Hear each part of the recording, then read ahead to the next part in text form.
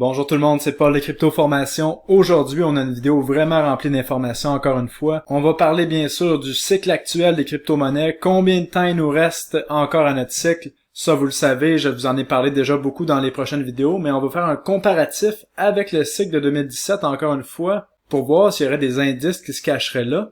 Et aussi, on va voir des données particulières sur la blockchain qui nous montrent que définitivement, il nous reste une autre vague haussière. Et bien sûr, je vais vous montrer mon truc pour pouvoir profiter le plus possible de cette dernière vague haussière. Le truc qui fait la différence entre faire un peu d'argent ou faire beaucoup d'argent. Donc si ça vous intéresse, restez pour la vidéo. Écoutez-la du début à la fin parce que ça risque de vous donner beaucoup d'informations pour la suite des choses. Et aussi, bien sûr, j'aimerais souhaiter la bienvenue à tous mes nouveaux élèves de la formation l'ABC du trading en crypto-monnaie. Vraiment, bravo à vous de vous former pour la dernière partie du cycle haussier sur les crypto-monnaies. Et ça va vous être utile sur tous les marchés, autant les stocks traditionnels que le prochain cycle haussier des crypto-monnaies, et même pour faire de l'argent dans le marché baissier qui s'en vient sur les crypto-monnaies, probablement à la fin de l'automne et cet hiver. Et comme d'habitude, avant de commencer la vidéo, rappelez-vous que je ne suis pas un conseiller financier, donc tout ce que je dis dans la vidéo, ce n'est que du divertissement, de l'enseignement,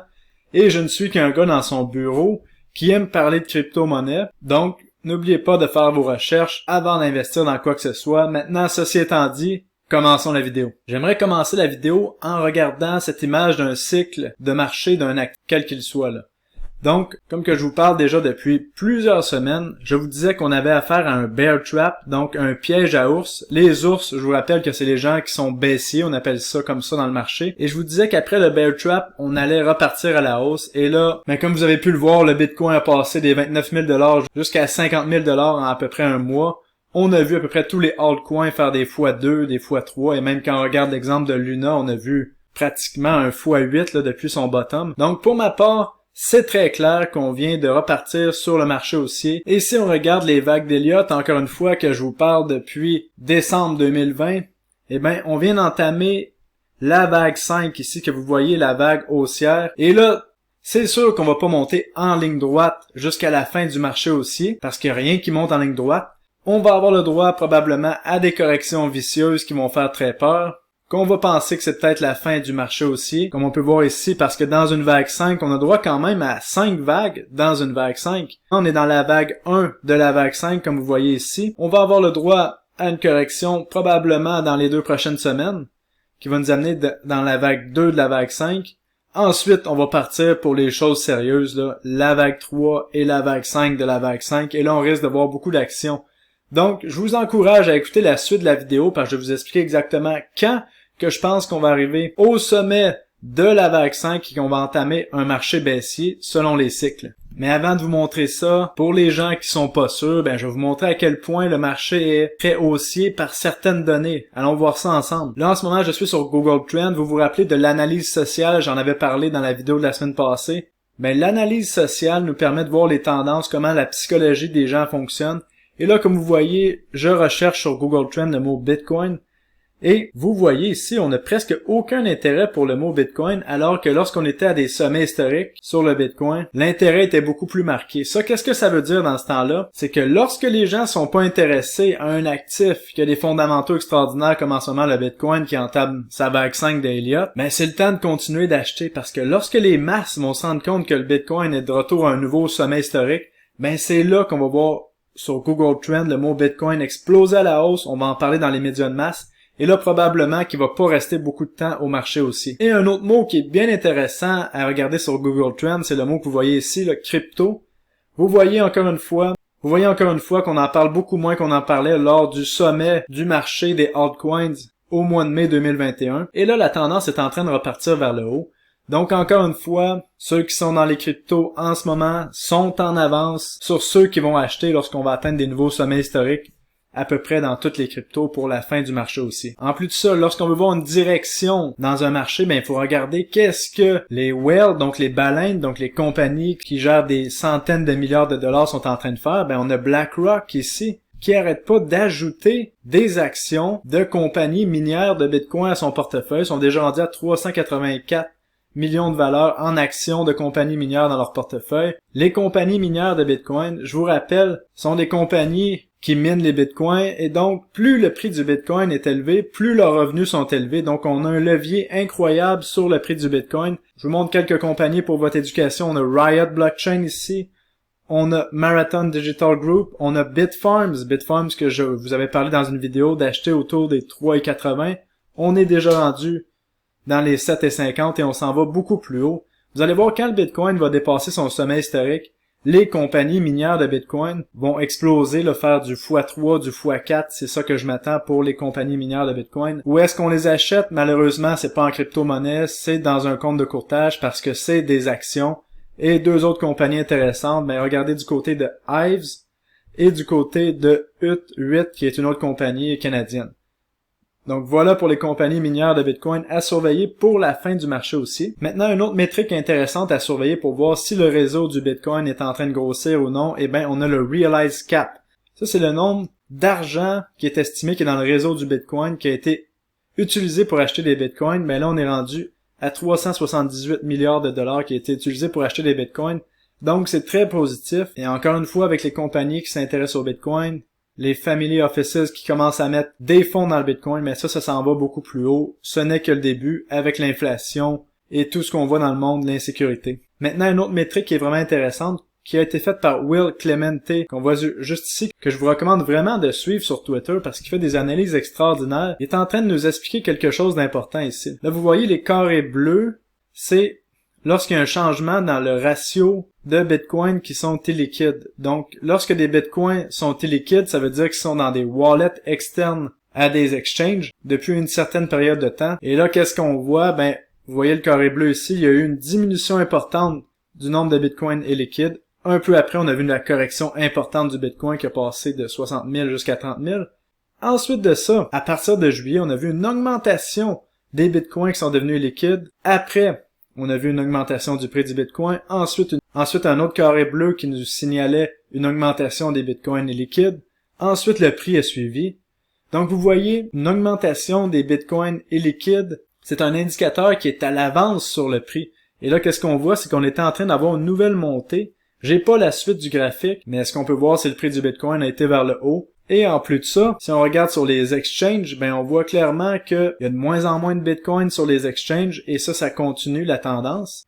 Et comme on voit ici sur le graphique, Glassnode nous explique qu'on vient de rentrer de nouveau dans un marché où est-ce que les Bitcoins sortent des exchanges, ce qui veut dire qu'on recommence le marché haussier tout simplement.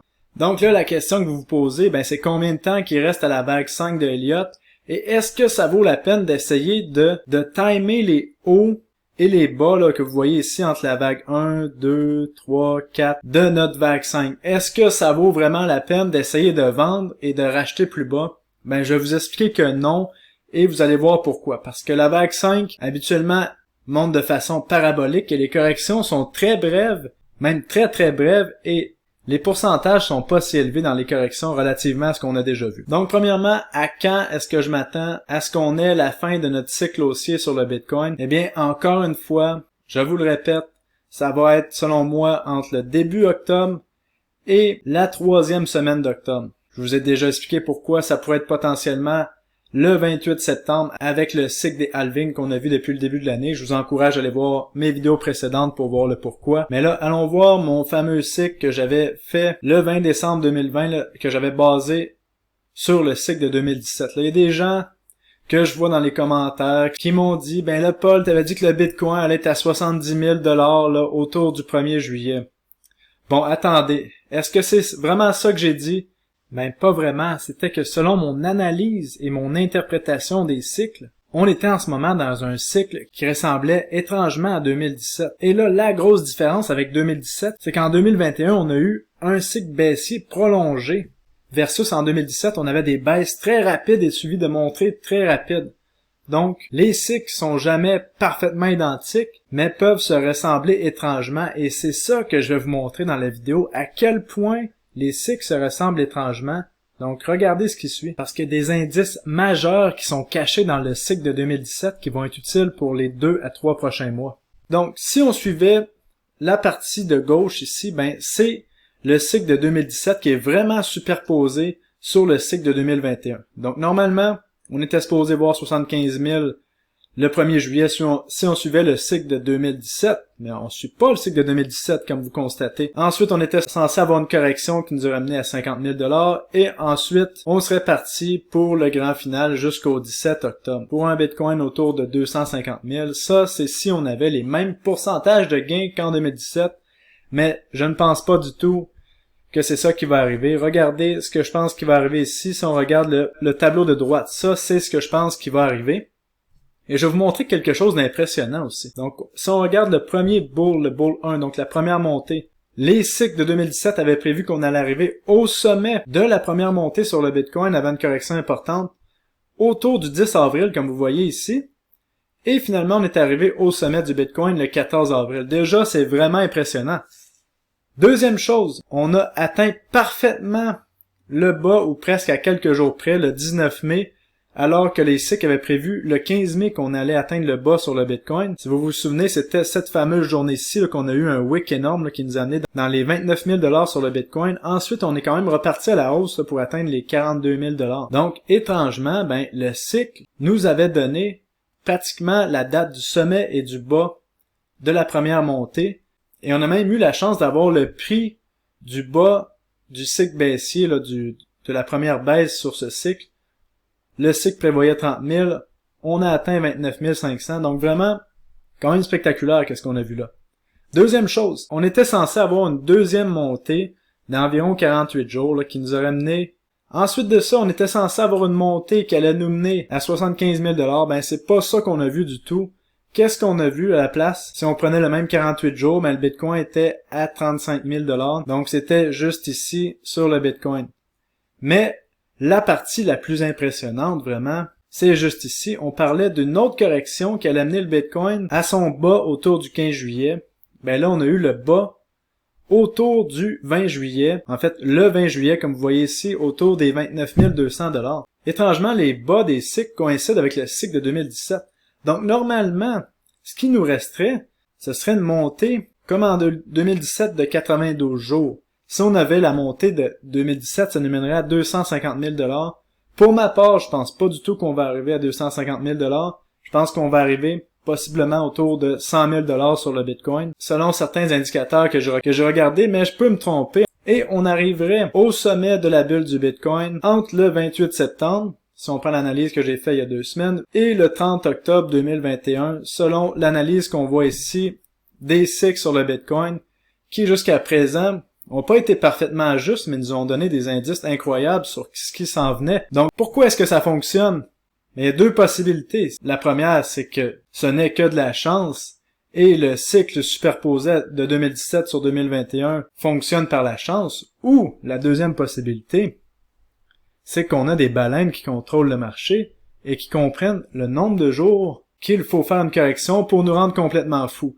Donc, ça reste à voir, je vous laisse vous-même y réfléchir. Mais là, j'aimerais ensemble qu'on aille voir la montée de 2017, la vague 5 de la montée d'Elliott de 2017. Nous voici ici projetés dans le temps, dans la vague 5 de 2017.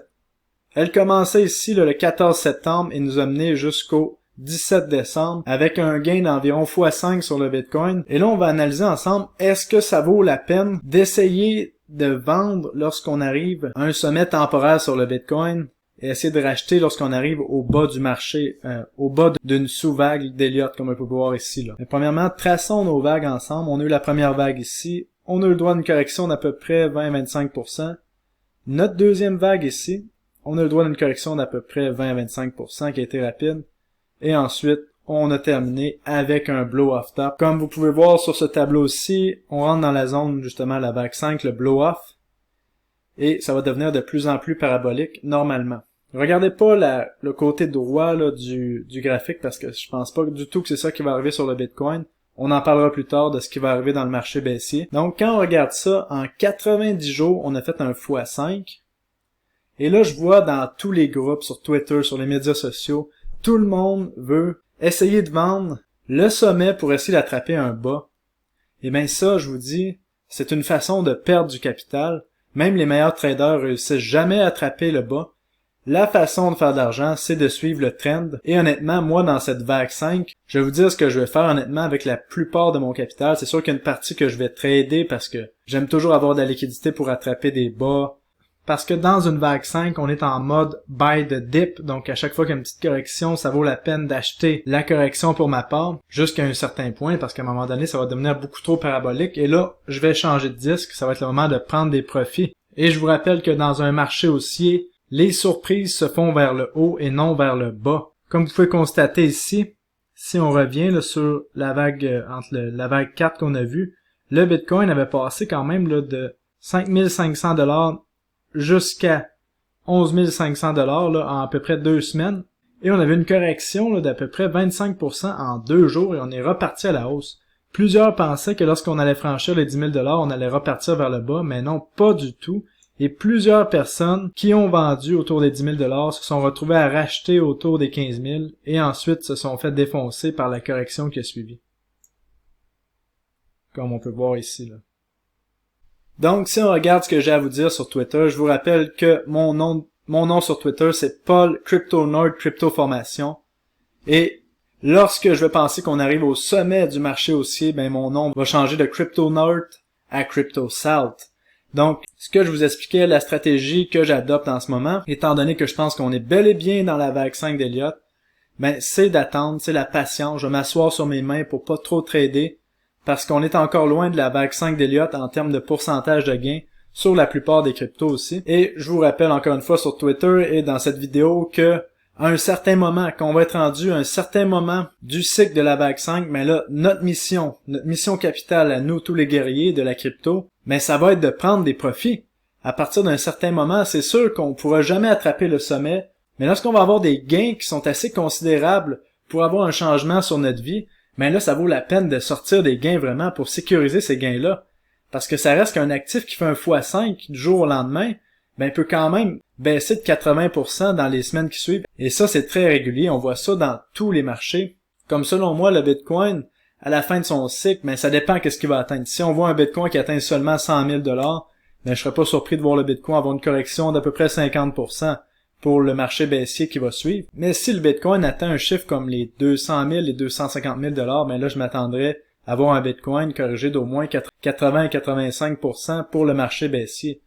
C'est la même chose pour Ethereum. Ça dépend quel prix qu'ils vont atteindre ces gros actifs-là. Mais par contre, les plus petites crypto-monnaies vont avoir des corrections massives. Les plus petites crypto-monnaies qui sont pas vraiment adoptées vont avoir des corrections d'à peu près 90, 95, même 99% dans la plupart des cas.